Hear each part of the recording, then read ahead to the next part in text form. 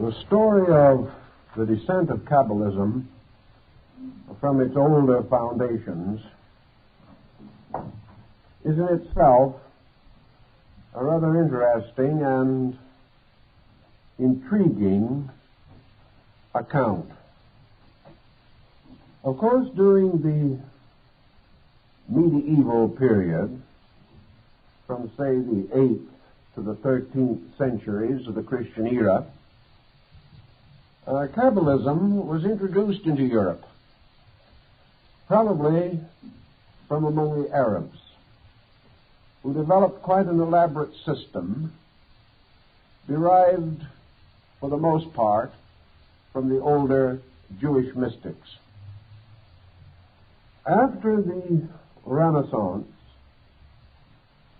the Kabbalists became an intellectual group.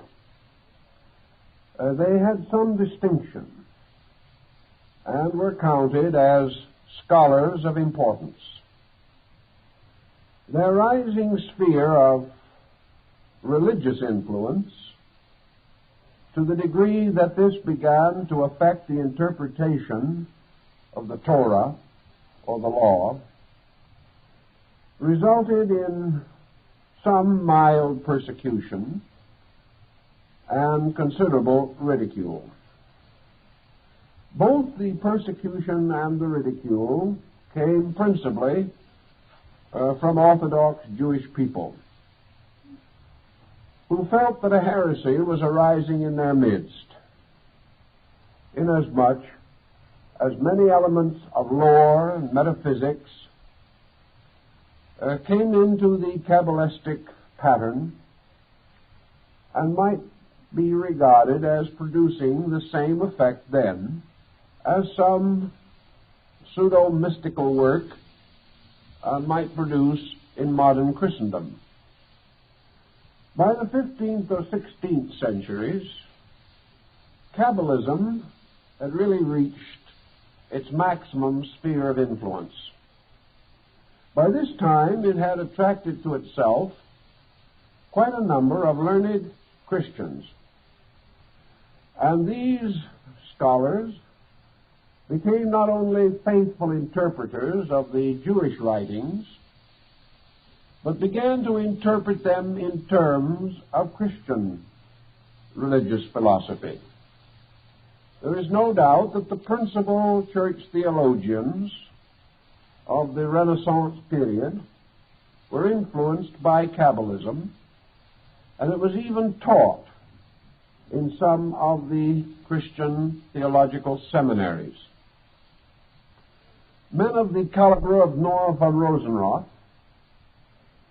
devoted their lives to the study not of the Kabbalah in its transcendental or magical sense, but in its philosophical meaning, sensing that somewhere in this compound was valuable and practical knowledge. With the rise of the modern scientific method in the 17th century, Kabbalism began to decline. But before it passed into comparative obscurity, it mingled its streams with alchemy and, to a measure, the 17th century Rosicrucian mystery. The Kabbalists also gained a new kind of fame, becoming Faustian types of scholars who were supposed to have pacts with demons and to be accompanied by familiar spirits. Many legends and much lore accumulated, and somewhere along the line the infamous 6th and 7th books of Moses were invented. This invention was comparatively recent. In Germany, Kabbalistic books were publicly burned, not because of anti-Semitism, but because they dealt with subjects of demonology and witchcraft. After this situation, Kabbalism in the non-Jewish world almost completely faded from view. The remaining Kabbalists were mostly in the ghettos of European cities, especially in Germany and Poland. And most of these Kabbalists were rabbis, but they were not particularly well thought of by their own communities. They were not the good orthodox kind of rabbi, but strange, wild-eyed scholars dealing in magic and abominable arts. They were feared, and a certain amount of superstition that has always followed in the train of Jewry gave them a vestige of importance. Many persons regarded themselves as bewitched.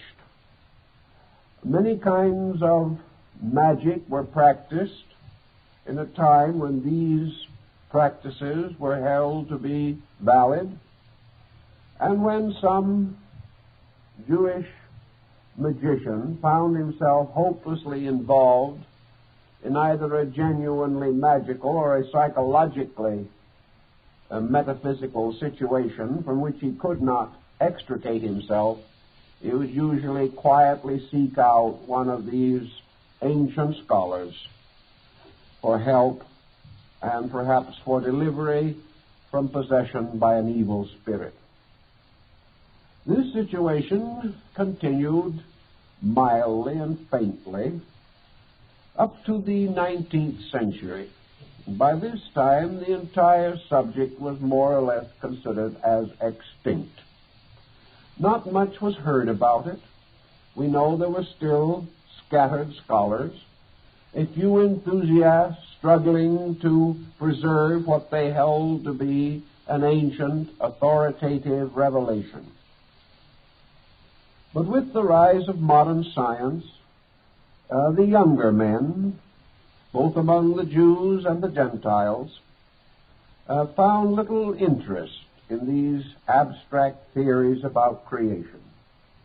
They were inclined to follow in the ways of Darwin and Huxley and Spencer and explore the new materialistic universe that was unfolding around man. By the last quarter of the 19th century, however, certain reasonable doubts had arisen as to the completeness and adequacy of the scientific position. Science was answering many questions, but it was causing more questions than it could possibly answer. And each new scientific discovery opened a world of mysteries for which no reasonable solution could be immediately found. There was also a gradual sense of fear arising. Men began to wonder if this universe that had been torn away from its divine footings was actually progressing in a positive direction, or whether it was merely falling into a new kind of superstition, the superstition of godlessness. This led to a considerable revival of interest in Kabbalism, mostly among Gentiles. And we find that the various metaphysical movements that developed in the United States and Europe in the last quarter of the 19th century often included this subject among matters for further investigation. The 20th century found only a few articulate Kabbalists. These wrote on the subject, collated the available literature, and their findings were tucked away in library shelves and in old bookstores when only a few found interest in them. About 1925 to 30, however, there was a new interest in this subject. This interest seemingly began to manifest itself simultaneously in two areas. One considerable area in Germany, where both Jewish and non-Jewish scholars began to take the Kabbalah very seriously. The second area was in Jerusalem itself. And from what we are able to learn, in Israel today, the Kabbalah is no longer regarded as merely a medieval superstition. It has become a legitimate area for research and thought. Perhaps one of the helpful things that happened was that man's increasing scientific knowledge and his ability to cope with world literature on a more intimate basis resulted in a new attitude toward Kabbalistic interpretation. It became possible that in the Kabbalah would be found scientific material. The structure of the doctrine was highly mathematical. It seemed almost archetypal. It appeared to have been impressed upon the Jewish folk mind as a pattern or an ordered revelation. To many scholars, it was perhaps the very flowering of Jewish religion. It certainly represented the motion of a religion away from a simple state of faith into an elaborate area of research, a tremendous effort to rationalize, understand, and interpret the religious doctrines of the Jewish people. Again, this might have been helped by an increasing tendency of both Jewish and Christian scholars to question the literal translation or the literal meanings of Bible statements. It became increasingly difficult, for example, to accept the opening chapters of Genesis as a literal account of creation. Also, scholarship seeking for a justification for the extraordinary respect in which the Old Testament was held began to experience difficulty in sustaining this respect on the level of the prevailing teachings and opinions. Just as Christian mystics found it necessary to their own inner consolation to seek for a mystical meaning to their scriptures and to enlarge the area of their spiritual consciousness of religious truths, so the same happened among the Jewish scholars. And to a measure, this was important to Christendom also, inasmuch as the Old Testament is an essential part of the Christian Bible.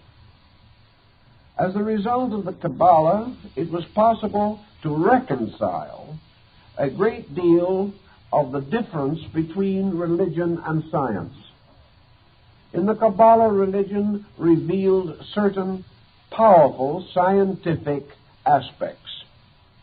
It seemed quite conceivable that the Kabbalah could sustain and support not only our more recent opinions about the nature of the universe, time, space, existence, generation, life, and death, but might even reach into the mystery of this electronic age, describing and unfolding mysteries long concealed in difficult and archaic Hebrew words, which when adequately and properly translated and interpreted in the proper context and sense, suddenly become meaningful, become intriguing and inviting of further thought. So we now find that most scientific and educational and cultural groups do not regard the Kabbalah today as an old superstition. I can well remember when even progressive thinkers would hardly consider touching this subject because of its involvement in magic and sorcery. It belonged in the very outer edge of the lunacy fringe. But now, this fringe has taken on an orthodoxy, a reasonableness, and an intelligence. And we are beginning to realize that the so-called foibles of one generation become the solid facts of the next. Thus today, to bring the subject to focal point, the study of the Kabbalah is for the most part regarded as respectable. There will still be a number of very Orthodox Jewish people who will view it with fear, who will consider it part of a divine mystery which should be left alone. But then there are also a number of Orthodox Christians who feel that any effort to question or interpret or penetrate the outer surface of the Christian Scriptures should be regarded as little less than heresy. So we have the jots and tittles followers on both sides of this situation. But the more liberal scholar, the leader in his field, the influential intellectual, is now Kabbalah conscious. And I think we will observe in the very near future an unfoldment of a trend now beginning to be evident, of a large and generous literature appearing upon this subject, perhaps a literature that will excel in quantity at least the material bearing upon the Dead Sea Scrolls. Now, why is the Kabbalah suddenly of interest? It is of interest because modern science is still faced with the same problems that are said to have contributed to the suicide of Aristotle. Namely, that all of the research that is being accomplished deals with secondary processes in nature, essential processes. The principles at the roots of things are as obscure now as they were 25 centuries ago. Science has many explanations for many things, but it has never touched the problems that are dealt with essentially by the Kabbalah. This does not mean that the Kabbalistic answers must be correct, but they invite a thoughtfulness because no better thought is available. If this be the case, it is quite certain that modern physicists will become more interested in the subject. I have mentioned before that it was reported that Einstein was much concerned with the early philosophy of the Kabbalah. It was a kind of religious science, a science dealing with divine things. And it handled certain problems which perhaps we can summarize in a few statements. First of all, the Kabbalah, together with most religious beliefs, moved upon the assumption of an eternal God, a being in all things sufficient, an essence, principle, or power enduring and sustaining itself by itself throughout all time and space. This power was innately and intrinsically all good and all-knowing. It was absolute and in its authority, and before the face of this one there was no other. Thus, existence seems to emerge from a sovereign intellect, an intellect by its own essential condition and quality, unlimited, unrestricted, and inevitable. So the Kabbalah asks a very simple, direct question that many others have asked, a question with which Plato and Aristotle both struggled, a question which has disturbed St. Thomas Aquinas just as much as it perturbed Socrates. The question is this: how can that which is of itself perfect, in no way deficient in anything, all-knowing and all-powerful, produce from itself a secondary state less than itself? In other words, how does it happen that from an eternal good, that which is not so good can come? How is it, for instance, that any part of creation can be ignorant if it exists within a nature eternally all-wise? If our own constitution is composed of a substance, itself in turn composed of consciousness and intellect, how does it happen that we are able to enjoy so much unconsciousness and so little intellect? Also, by what reason, purpose, motivation, or authority would that which is already all in itself, beyond which there can be no more, why should this enter into a state of creation at all, for any reason, at any time? What can it create that it is not already possessed of in its own nature? In what way can creation be more than a diminishing of the power of that which is without limit and without adversary, without obstacle, without obstruction? The second question that probably the Kabbalists have been most concerned with is the creation of man, the evolution of species and types of life. The Kabbalists were for the most part pagan to the degree that they recognized a universe of living things. The law of evolution perhaps was not so defined by them, but it was certainly inherent in their doctrine and tradition. Therefore, we have the all-good, the eternal Father, producing from himself a being in his own image, empowered with his own attributes, and being actually an extension of himself. The first thing that this image does is to become tempted and fall. Now, what is the weakness in this image? Why is this image unable to maintain its own divinity? And how does it happen that an all-knowing and all-powerful deity permits a creature which it has fashioned in its own likeness to be exposed to a fall, or to fall, when in all substance and essence its condition must eternally be fully known by its own Creator?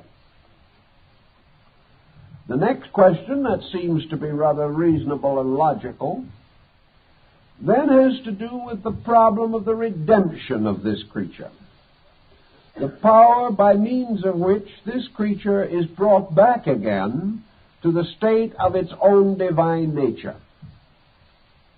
This redemption is a slow and arduous process in which the creature, struggling desperately through the mystery of the creation, must ultimately be reunited with the substance of the Creator. This was an elaborate formula in itself. There are other points, but these are perhaps the dominant ones, and it is still questionable whether science has any answer for these. It is doubtful whether the average Orthodox theologian has any answer. It is very questionable if the various religions of the world today can come together and agree upon even a mutually acceptable hypothesis. This then seems to justify the Kabbalists in their desperate effort to relieve their own minds and hearts of these reasonable doubts concerning the mystery of the divine nature. The problem then of the eternity of deity can only be approached in one or two ways. First, is deity actually ultimate, final, eternal, inevitable, and all-powerful? It would seem that one or more of these qualities must be compromised in order that creation can take place. there must be some deficiency in deity, or this deficiency could not result in a deficiency in the creation. If there was an imperfection in deity, then the creature fashioned in its image might also be imperfect. If there is an imperfection in deity, the process of creation itself might be imperfect, or subject to certain accidents or circumstances which were beyond the control and government of the divine power. Obviously, this solution invites only a doubt about deity and begins to reduce or limit the power of deity. Some groups, even among the Kabbalists themselves, tried to wave this question aside with the simple concept that the nature of deity is unknowable. Therefore, the circumstances incident to the beginning of existence are simply incomprehensible by man, who must accept that which he experiences and observes, but cannot attempt to analyze the ultimate causes for these experiences. The second solution to the problem perhaps was most essentially Kabbalistic. It is actually innate in the Old Testament, because the deity of the Old Testament is essentially anthropomorphic. That is, it is a deity existing in a condition of great power, but also existing in the presence of an adversary, also greatly empowered. That the universe arises from a dual principle rather than from a single principle. This dual principle is a polarity. This polarity suggests, therefore, that there is both energy and resistance everywhere in space itself. That energy is forever moving, which is the power of God, and resistance is forever impeding, which is the power of the adversary. Now, it would seem that, especially in the old Jewish beliefs, there is abundant ground to assume that the deity worshipped by the Israelites was not entirely a perfect God. Yet this deity was gradually advanced, not only in Jewish mysticism, but later in Christianity, to a condition of total paternity, total fatherhood over the entire creation. So as men began to build more and more upon the power of the one God, they became more and more involved in the desperate effort to explain how one God, eternally good, could either cause or permit evil. The more they stressed the one God, the more they forced evil upon that God as being the only possible solution to the fact that the all-powerful was not all-powerful in all things. The Kabbalah goes into this in a little different way and gives us a new kind of comprehension. A comprehension which was later picked up by medieval mysticism and finds considerable expression in the Rosicrucian theories of Robert Flood and Michael Meyer. Deity as a being might be regarded as the supreme or superior apex of beings. Deity was not regarded in this concept as being merely an ultimate abstract absolute.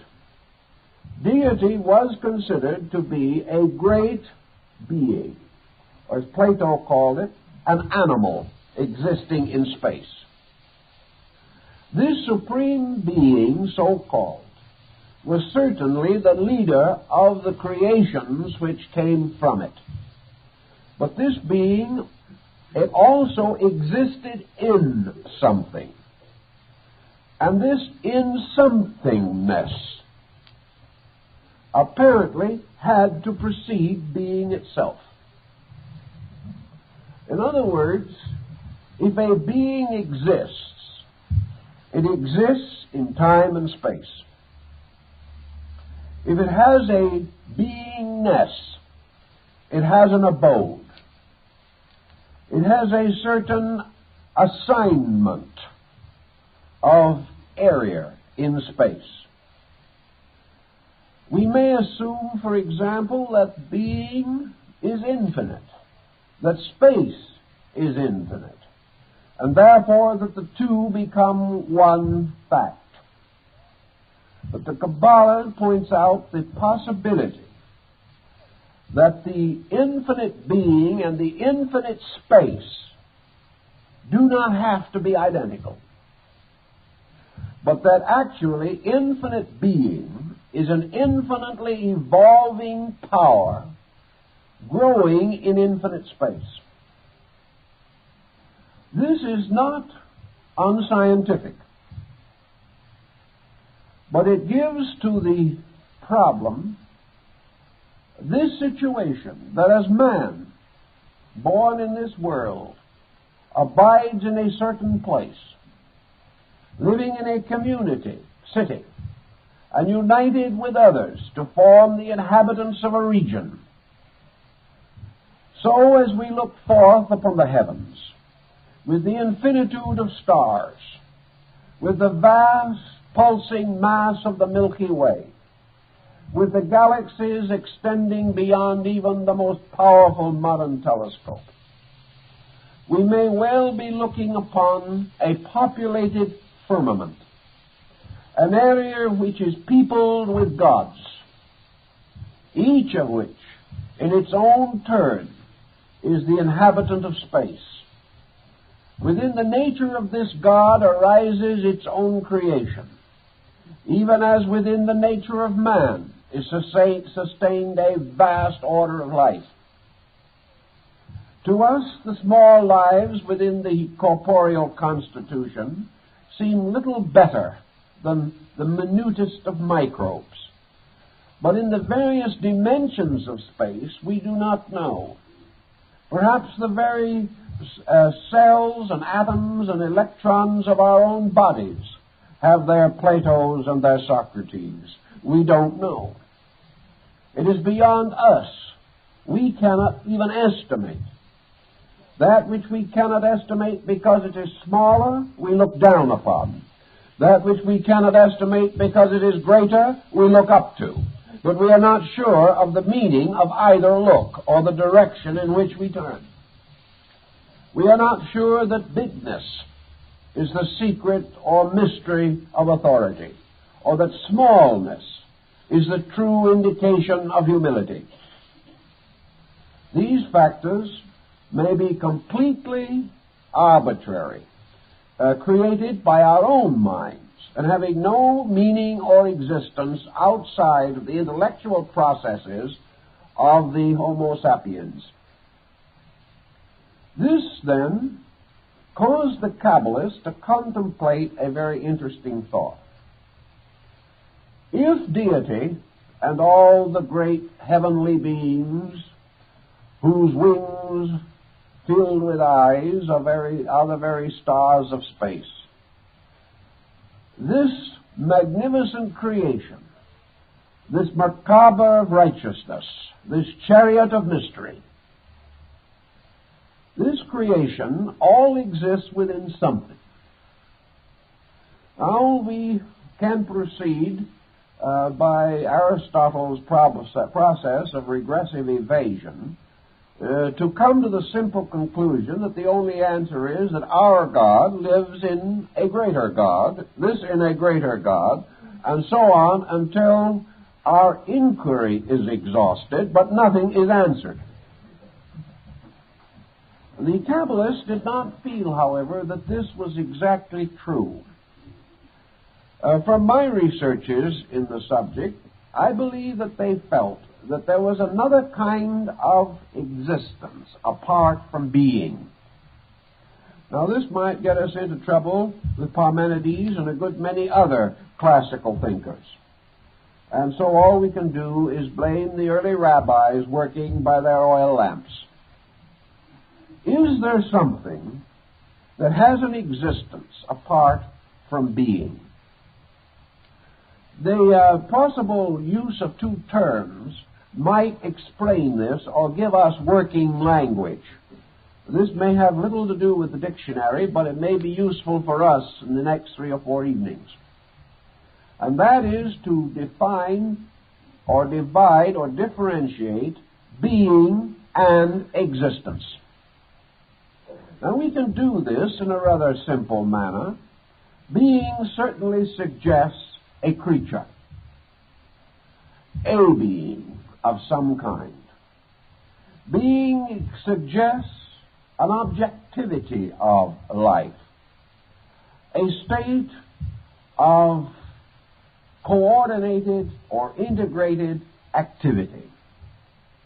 Being suggests the opposite of not being.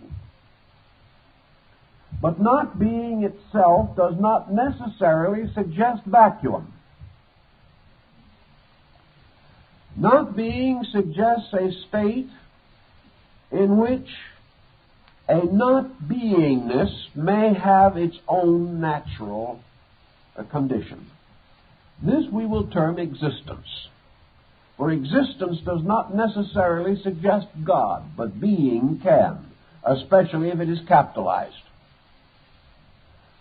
So the Kabbalah seems to tell us that in the beginningness of all beginnings, being rested in existence. This existence came into manifestation as being. But this existence is not merely another kind of God that must keep on retiring into some higher order of hierarchy until it goes beyond reason or intelligence. This existence is simply the infinite potential of life, energy, time, and space. Now, these in themselves do not have to be persons. They can be like the surface of a vast ocean. They can be rich in substances and even in essences. But they may have in themselves no self-awareness as we know self-awareness. This existence may slumber forever. And there is something very reminiscent of it in the more rarefied strata of higher Buddhism, where it seems to come very close to the Mahaparinirvanic state. This state, as Buddha himself tells us, is a continuance with non-existence, as we know non-existence, non-beingness. It might almost be called a kind of existence without being, going on and on and on. Now, this in itself doesn't solve too much, but perhaps it gives us a kind of wedge. And this brings to our attention some of the earliest speculations of the Kabbalists, as set forth in the writings of Rabbi Akiba, and later the writings in the medieval period of Isaac the Blind. This essence-ness, like the ocean, cannot be regarded as a god. Even the Greeks had to create an ocean deity and give him domain over the seas. The deity ocean was not identical with the physical substance of ocean. But what was it that dwelt forever? Not as a being, but in existence, indivisible from it, innate in it, continuing through it. Something that had its authority from the infinite beyond the infinite. Something that was old before gods were fashioned. Something that goes on like the strange antiquity of race, so that all men are descended from an old line that goes back to a dawn which cannot be measured. And in the Kabbalah, that which exists in the substance of existence, apart from being, was called Torah. Now, in Torah, we have usually the concept of the law. We are of the opinion that the term Torah should be applied to the Pentateuch, the first 5 books of Moses, and sometimes the 6th volume. Not, however, the 6th or 7th book which I just mentioned.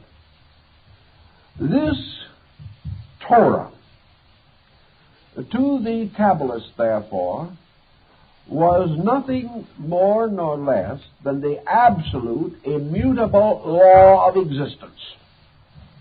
A law which both gods and men must obey.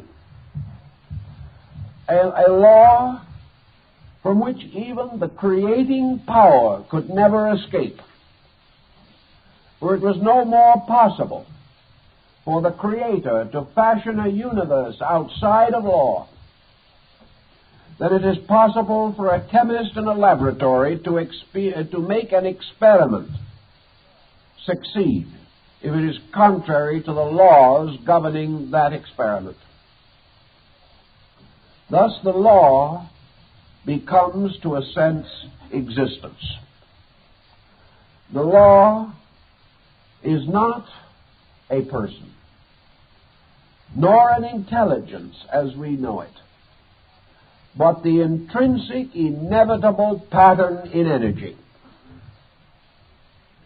It is something which we all must use.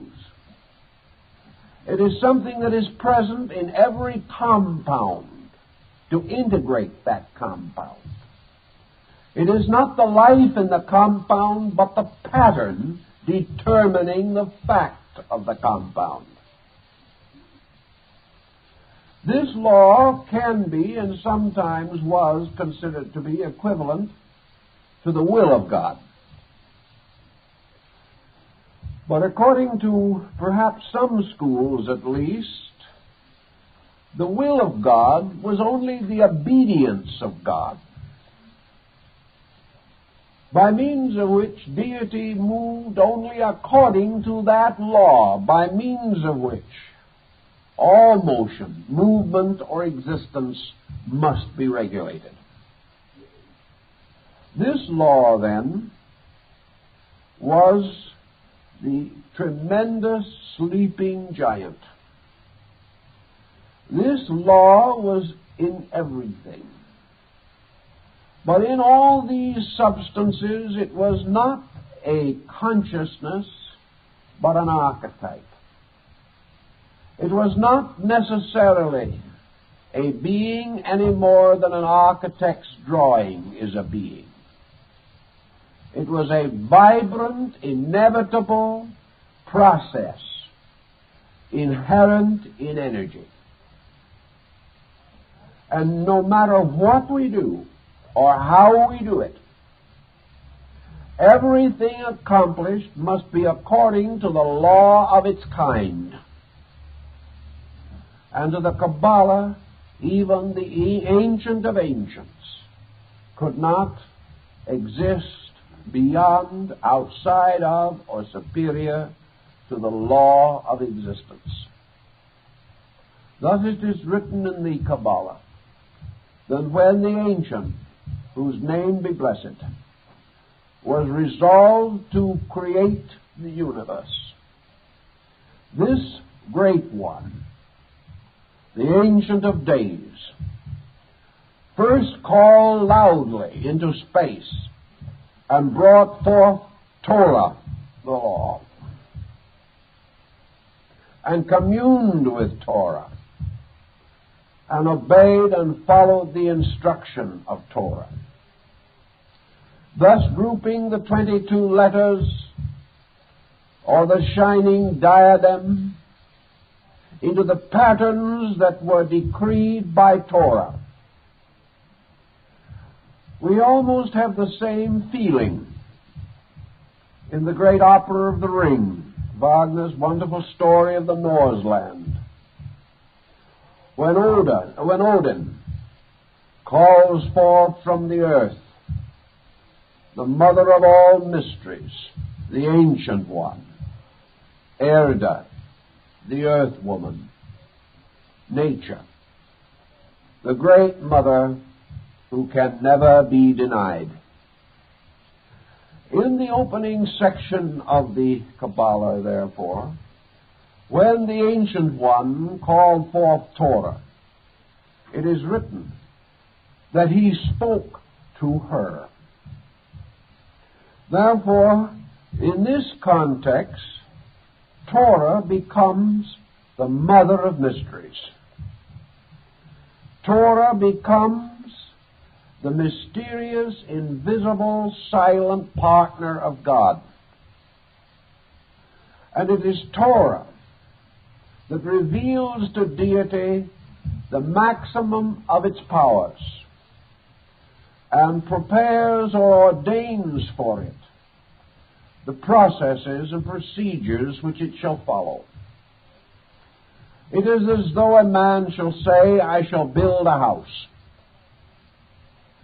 The first natural thought is that this house must have a plan. The power to create this plan involves a knowledge of stress, a knowledge of construction and pattern, a knowledge of materials to be used. And if this knowledge is not adequate, the house will not be perfect. Therefore, the Great One calls forth the architect spirit to decree the way in which the house shall be erected. And in the Kabbalah, deity calls forth Torah as the one who has always existed, the one who can be brought out of darkness by will and energy, but also the Torah as the great mother of mysteries is the one who must be obeyed. The very concept, then, gives us a rather interesting point. Now, this point has perhaps some merit to us in our modern thinking. Science, perhaps, in its desperate search after a godless universe, has pursued the phantom of Torah and has failed to recognize that this existence remains only itself until consciousness moves upon the face of the deep and calls forth the world. Thus, the anthropomorphism of the Kabbalah is not good and evil, but God and law. We have assumed a certain despotism. Kings make laws and break them at their pleasure. We have invested celestial royalty with these attributes. But at the same time, we are inclined to believe ourselves that although the laws of men are corruptible, the laws of heaven may not be corrupted. Perhaps we will then not find it too difficult to conceive the possibility that the primordial substance or essence from which is fashioned both the body of God and the body of men has its own rules by which this fashioning must take place, and that these rules are not imposed by an outside will, but are Zen-like. They are the effortless efforts of space. They are that in which there is no need for consciousness. For consciousness is not necessary for the continual motion of the law in its own nature. Consciousness is only necessary for an exceptional motion of law, or the adaptation of law to a particular purpose.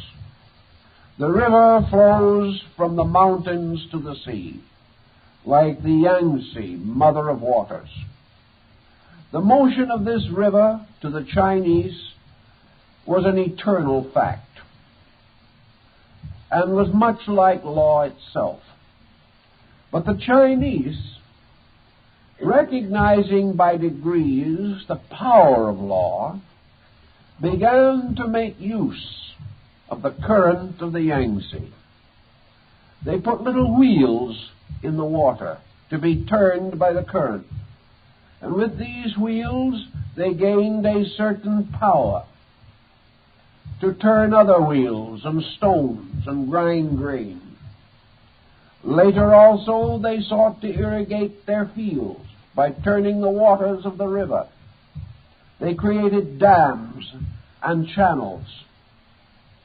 Now, as soon as they began this activity, consciousness took over the use of the waters. But this consciousness was not all-knowing. And as a result of that, many of the efforts to use the waters led to tragedy for man. And this water, which also supplied him with his water of life, was the same in which he could drown. So in the great mystery of space, the Blessed One, the Ancient of Ancients, whose name be glory, as the sovereign conscious intellect, called upon the law to use the law. And the law, in its symbolic sense, made a covenant with the Ancient of Ancients, and said in substance, not verbally, but in principle, obey my rules, and I will make you the greatest of the kings of the world. Disobey my rules, and I will destroy you utterly. Therefore, God, being of all wisdom, possessed the wisdom of obedience. God, being all good, used law only for goodness. God, being all mind, administered law with mindfulness. But actually, this mysterious power was the dynamic. It was this dynamic, then, by means of which the emanation or existence of the world became possible. Creation, then, was simply an unfolding of the will of God according to the law of existence. It was an unfolding within law, for creation itself was a monument to its own law, for it had its origin, its beginning, its infancy, its childhood, its maturity, and its fullness of years. It became populated with orders of life, and every one of these lives was under law. And there was no power within these lives to raise their hands to heaven to ask to be released from law. Therefore, all that heaven could do was instruct man in the keeping of the law. We may not fully agree with all of this type of thinking, but we must admit it was a rather grand idea. It was tremendous in its implications. The law itself, by its own nature, created the concept of good and evil. Law was not good because it was not a being. God, by cooperation with the law, might be termed good, because good is that which wishes, desires, or impels the fulfillment of truth. But the law itself was neither good nor ill. It was simply of its own kind, its own nature, and its own eternity. While eternity rested, law was not obvious. And Böhme, the German mystic, brings this out very clearly. There is no manifestation of law until the processes of creation begin. Then these processes flow according to law and are molded by law into the everlasting likeness of itself. Now, law also, because it is not a being, because it is not of ambition or of thoughtfulness or of any particular plan or purpose for its creation, for the thing that it does, law simply operates while creation exists. And if and when creation ceases, law retires into its own unmanifested root. For without creation there can be no manifestation of law. Therefore, if a creating power determines the end of its own creation, then the laws governing that creation simply subside again into existence. The creation cannot exist without law, but the law cannot be knowable without creation. And law in an uncreating state is simply silence. The eternal expanse of unconditioned potential. In the Kabbalah, this concept of space law was held to be feminine. And perhaps in this sense of the word, the average ardent feminist of today will not object to the usage as being detrimental. This is no disparagement. Actually, it seems to tell us that even God must obey. That this eternal mother principle is therefore supreme in space. Now, why would we assign this concept to a maternal polarization? Obviously because the existence of existence itself sets forth the area in which a creational process can occur, and the operation of will upon no man hath ever lifted. So the veil of space hides within itself one half of the Torah. One part of the law is always revealed and the other part is concealed. And even the Ancient of Ancients was not permitted to see the hidden half of the law. Again, like Odin in the Nordic mysteries, who was not able to read in the works of the Norns and the Fates the mystery of his own destiny. Torah rising became, so to say, the bride of consciousness.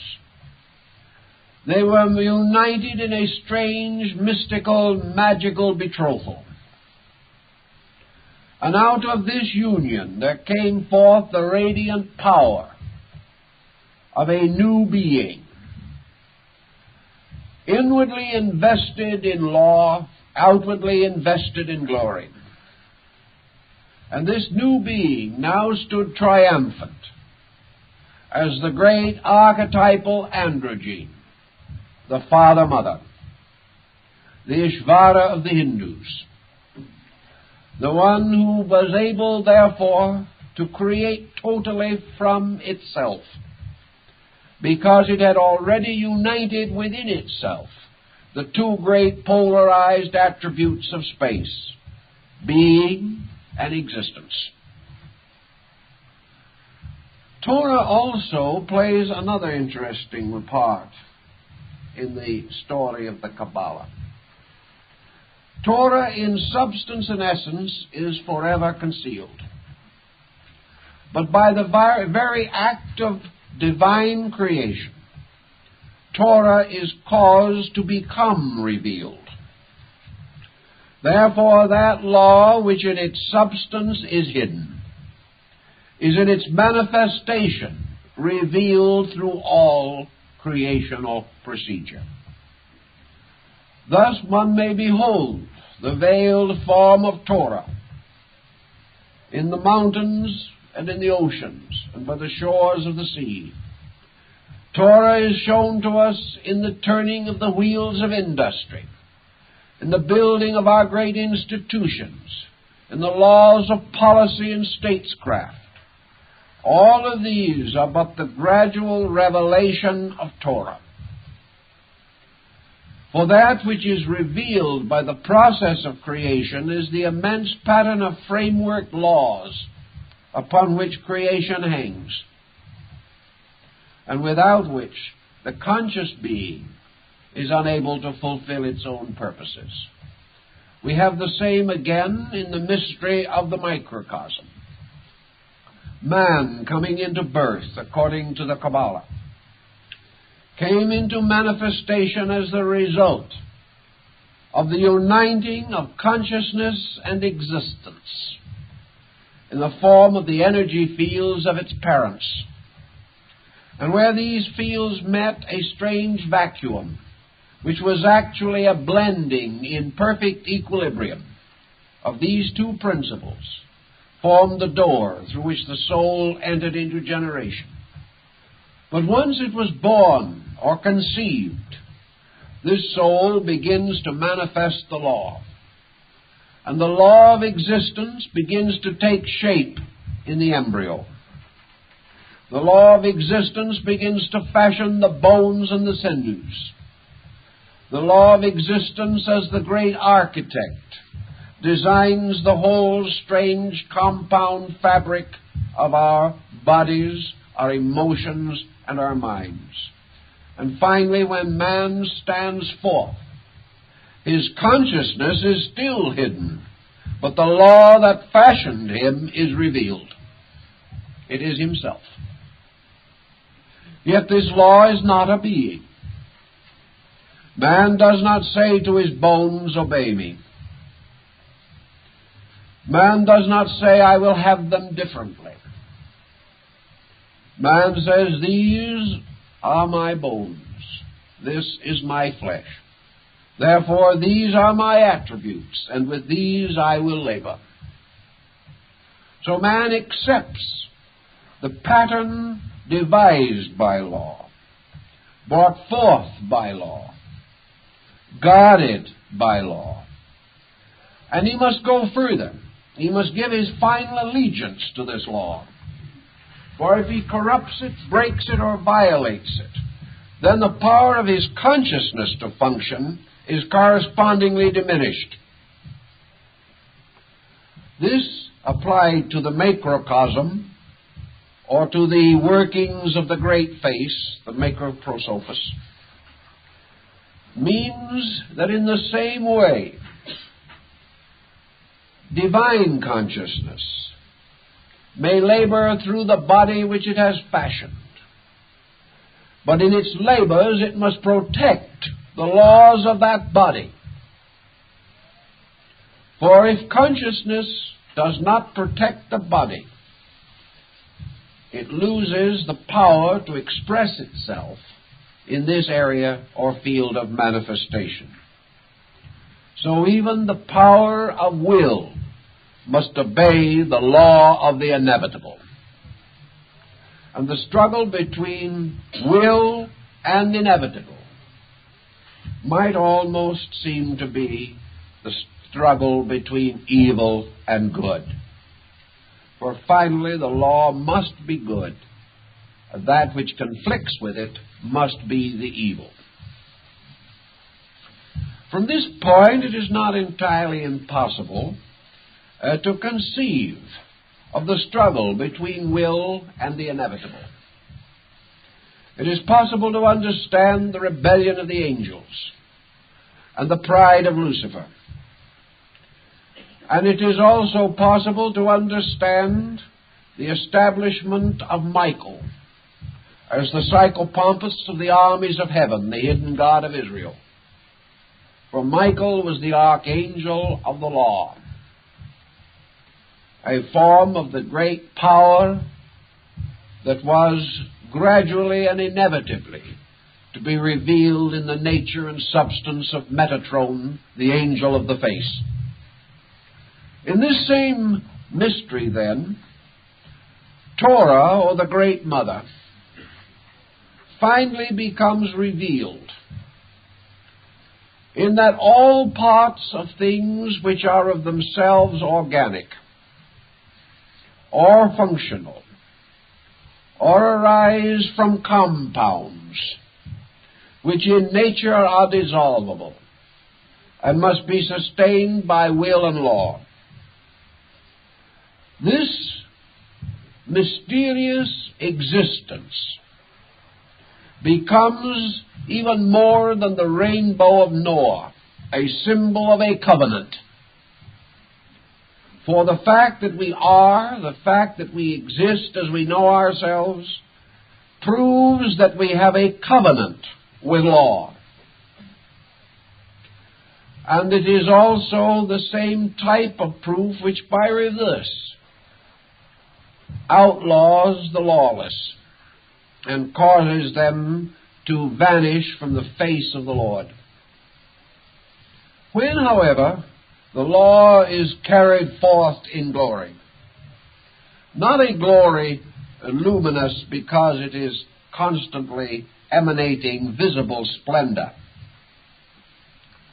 but glorious in the sense that it is not necessary, as Lord Bacon says, for God to convince man by extraordinary means, inasmuch as the most ordinary means are themselves sufficiently magnificent. This concept, therefore, is that the glory of the Lord, or the glory of the law, is made manifest in all things. It is present everywhere. It is present in the growth of the tree and the rising of the sun. No exceptional glory is necessary that the law may be revealed. But the revelation of the law was given its own symbolic form. And when Torah, the mother of mysteries, had become invested in the eternal and inevitable forms of things, in the infinite diffusion of the evidences of law, everywhere operating, everywhere uniting in a wonderful symphony of coordinated purposes, when this glory strikes upon the consciousness of the mystic, when he is suddenly filled with the wondrousness of it, it is then said that the glory becomes Shekhinah, and that the mother of mysteries is known before the face of the world as the mother of splendors. And the Sefer HaZohar, the book of the splendors, is therefore the book of the splendors of the glory of the Shekhinah, the splendors of the revelation of the law, the revelation of the silent mother at the root of life. Now, if we realize this interpretation of the Shekhinah, we shall know why it stood as a column of smoke by day and a pillar of flame by night, and how it led the children of Israel out of bondage across the mysteries of the Red Sea and finally to the Promised Land. The glory of the Shekhinah was the covenant, the proof that the way of Israel was a way of righteousness, and that the children of Israel were obedient unto the Lord. This glory of the Shekhinah, according to the medieval Kabbalists, is peace among the peoples of the earth. It is the good crop rising from the ground. It is fertility, the laughter of children. The Shekhinah is faithful men, not only bending their heads in prayer, but bending their backs side by side in the service of each other and the common good. The glory of the Shekhinah is that peace, order, tranquility, by means of which is revealed that people have kept the law. Therefore, happiness is a form of the Shekhinah's radiance, reserved for those who have fulfilled the doctrines which are of old. If, however, man breaks his covenant, then the Shekhinah's glory fades, and man wanders in darkness and in the desert of waiting, and he knows not where to go, for the face of the Lord is turned from him, and he dwells in evil. This symbolism, while again it is rather a poetical extension of ideas, suggests more meat than might first appear. It suggests a relationship in life between the individual who plays now the part of God and the inevitable with which he is surrounded and to a large degree permeated. That man is truly not a free agent, nor was God. Both God and man have a power of limited determinism. And this power gives to each the right to use the law, to use this infinite supply, which corresponds very strongly in the early symbolism of the building of the everlasting house, as a strange and wonderful reminder that Solomon, the Lord of Israel, played the part of the great Jehovahstic God, and the mysterious friend, Hiram, king of Tyre, who joined him in this undertaking, symbolizes the mystery of the concealed pattern, the Torah, whereas the architect of the temple was the revealed law, moving into objective manifestation and building the house according to the law. So the great one of antiquity, the ancient face, built the house of existence in existence, built the house of his own being according to the law. And because it was built according to the law, it was acceptable before the law and the living God dwelt therein. This concept, therefore, points out several important situations of which I think Buddhism adds a certain clarifying note. Actually, if law is in the ultimate, superior, and in its own nature, totally suspended, then in the Kabbalah we can understand why even the Great One, the Holy of Holy Ones, could demand nothing of the law, but could only entreat it, could come to it only requesting a favor. And the law, rising before the face of the Ancient One, did not reveal her face even to God, but spoke from the strange veils that concealed her nature, and her voice was as an oracle. And she said unto the Ancient of Ancients, It is not meet nor seemly that a great king should be without a kingdom.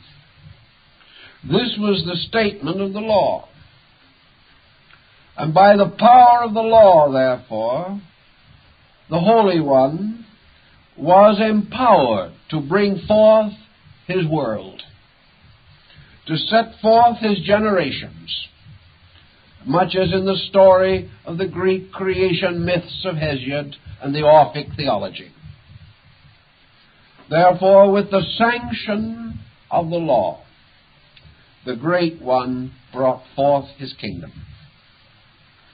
And because the law was forever veiled and concealed in its own essence and substance, it is also said in the Kabbalah that when the streams and the rivers mingle, who shall know the compound? That in this great process of creation itself, the operations of law became so strange and mysterious that the mind of neither God nor man could fully comprehend them, because the law was infinite, and all minds must be in some way finite. The law was infinite, and even consciousness, because it was consciousness, could not be unconsciousness, therefore could not be complete. Therefore light, by its very nature, cannot be darkness, and the mysteries of the darkness cannot be known to the light. For wherever the light goes, it hides the darkness from itself. Now, this is a very interesting point, for it tells us, therefore, or causes us to come to the comprehension that in the processes of creation, the mystery of the interaction of consciousness and existence, universal will and law, resulted in a series of intermediate conditions, conditions in which one condition imposed itself upon another. The attributes of one law impinged upon the manifestations of other laws, and there arose a vast net of lawfulness. This net was not evil, but it was the strange interweaving of infinite law in its infinite manifestation.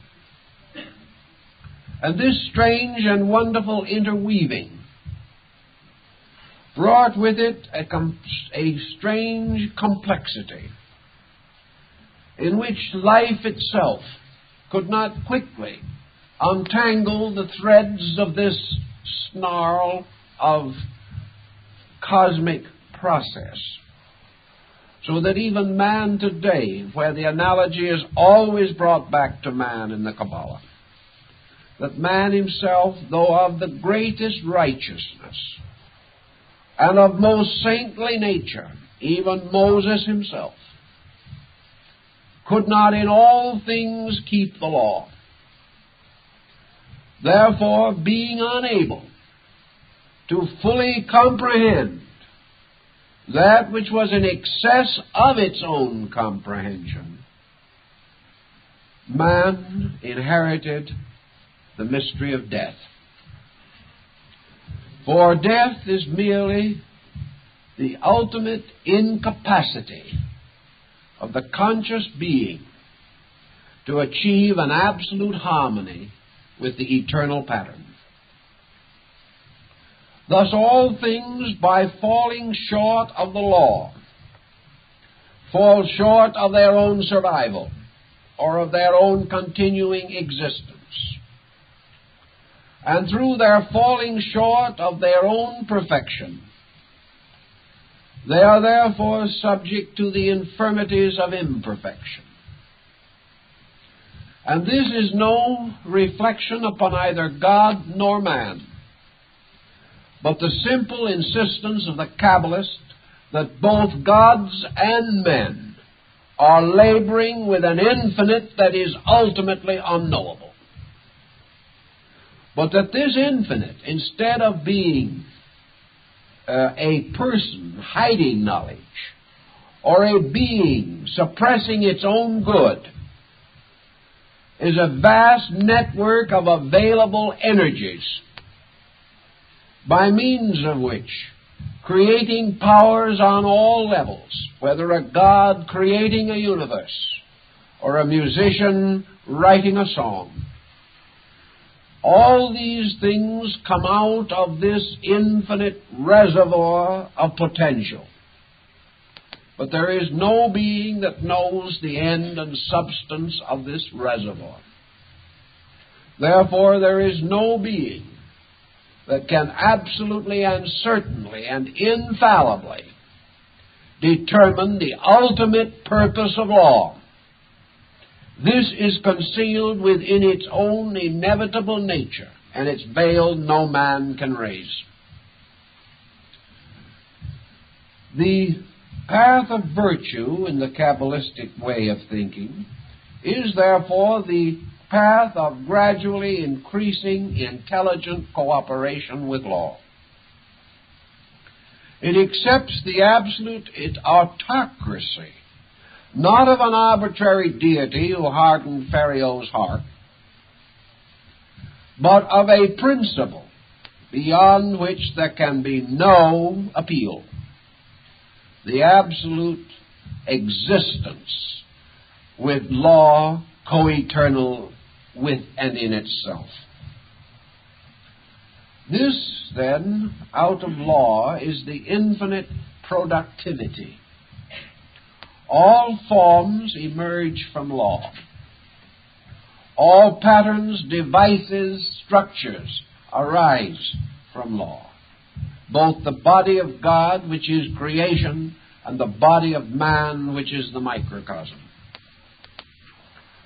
Because, therefore, this existence is the womb of all things, it is the Great Mother.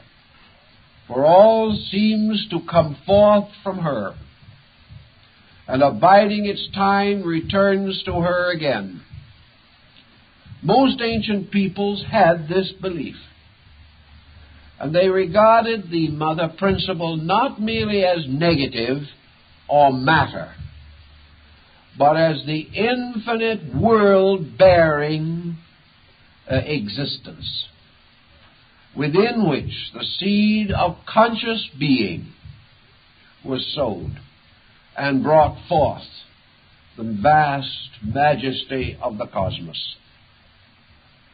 Now, what does this have to say in terms of modern thinking? Do we have hold of anything that might be valuable to us? Is there a reason, for example, why we should differentiate between atomic energy and God? Is there any reason to assume that this vast exploration of space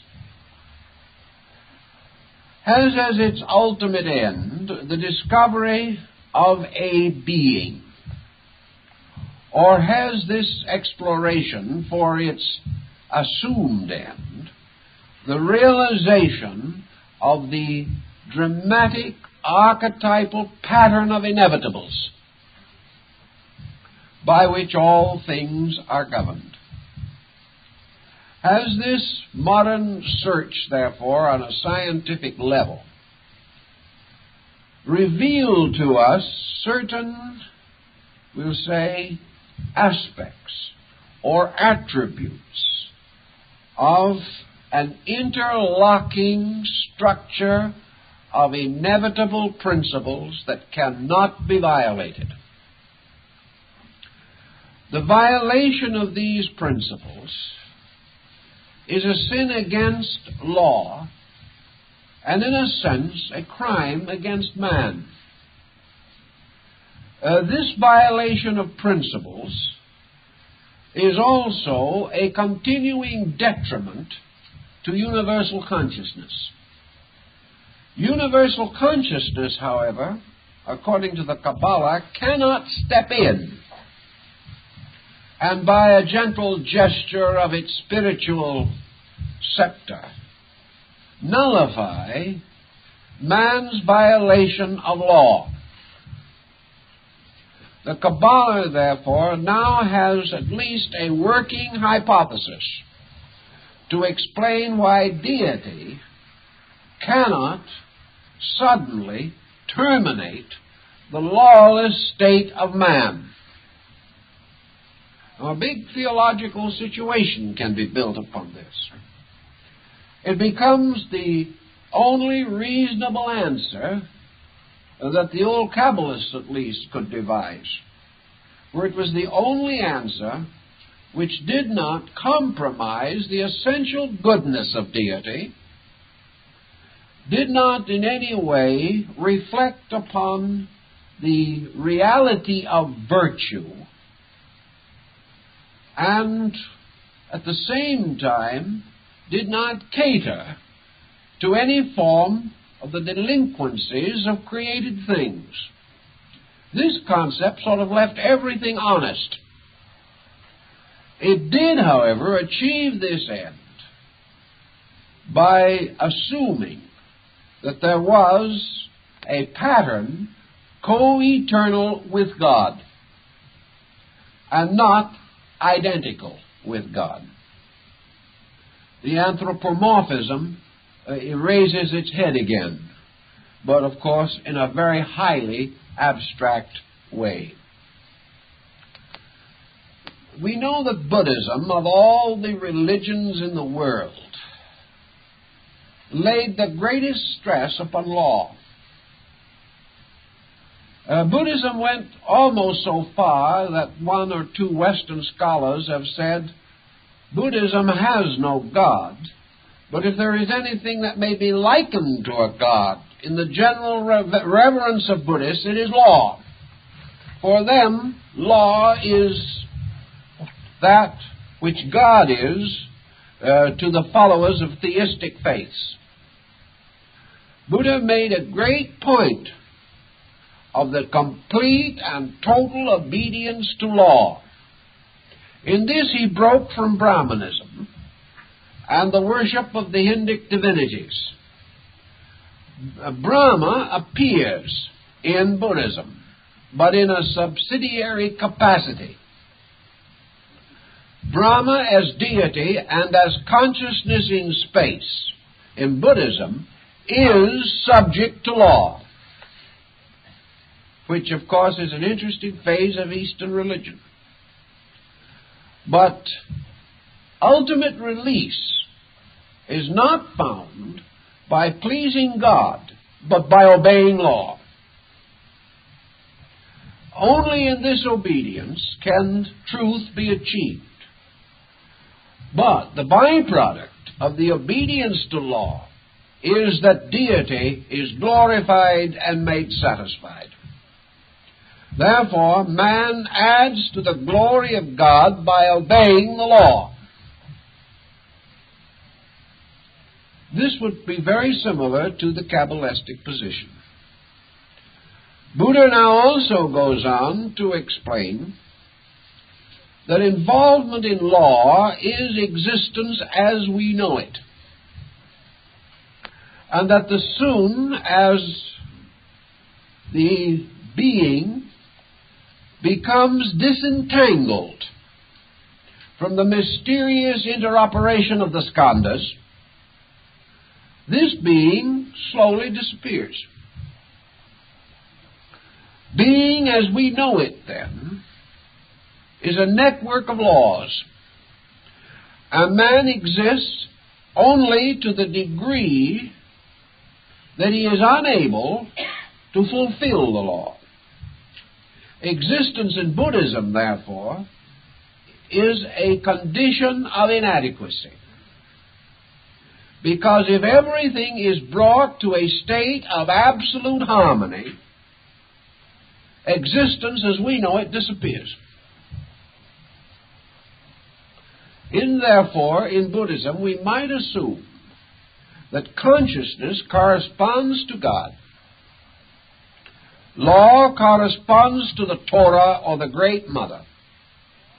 And when these are brought into equilibrium, universal existence as we know it is suspended. Consciousness and existence are returned to their primordial states, the state in which they have dwelt prior to the creation of a world.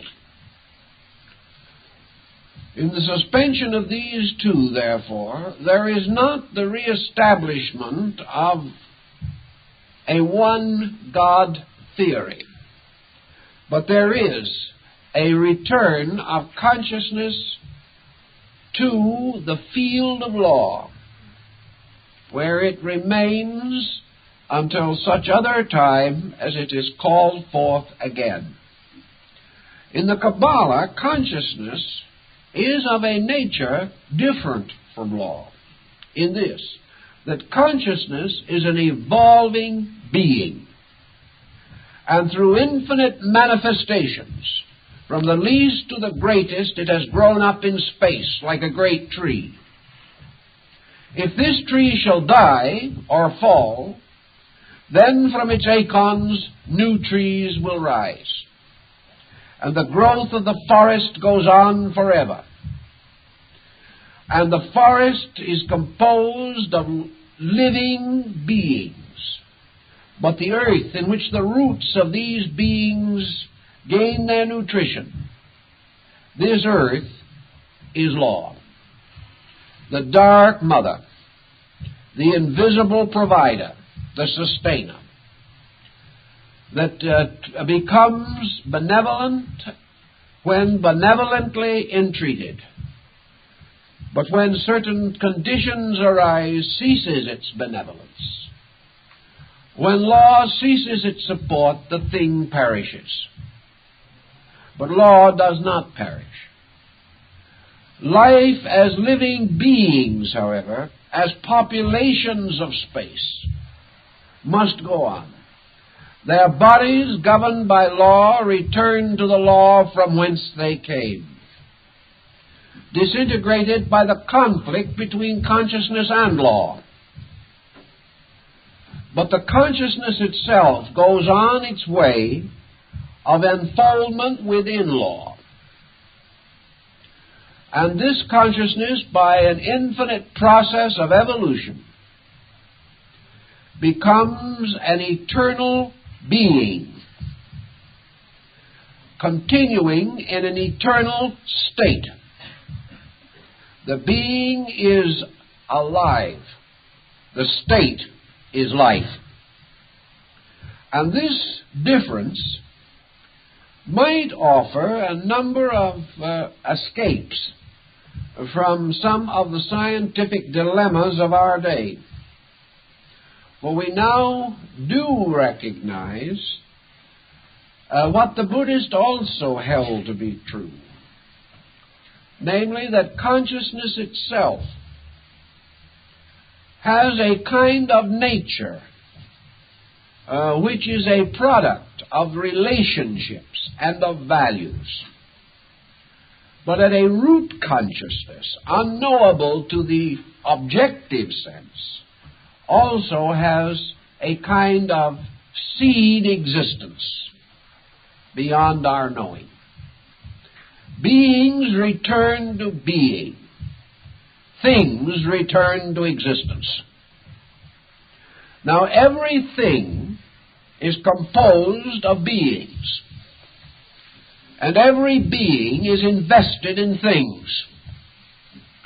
The pattern is immensely complicated and involved, but the separation of forms by the various decays and disintegrations of existence is merely the clarification of basic classifications. Existence claims that which it engenders. Being calls for that which it gave. Therefore, all existence returns to the principle of existence. All living things to the principle or being of living things. In primitive times, our remote ancestors described this situation as return to God and nature. And in the funeral service, we say that we return to the earth that which belongs to the earth, and to God that which belongs to God. This, however, was not the full meaning in the ancient commentaries of the rabbis. For to return something to the earth was to return it to the support, to the substance, to the great matrix, to the firmest and most enduring of all things. And in their speculations, the Kabbalists sought to reverse the form or pattern of the world. They considered space to be the true earth.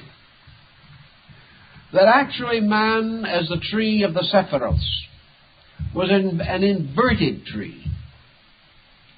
And that in reality and substance, the true earth, as the alchemists also taught, is invisible. For the true earth is simply the infinite area of existence, law, being. This tremendous earth factor tells us definitely that every compound must truly be dissolved, and that everything that is controlled by law escapes law only by its own disintegration. The moment the pattern is no longer present, the law ceases to be manifested.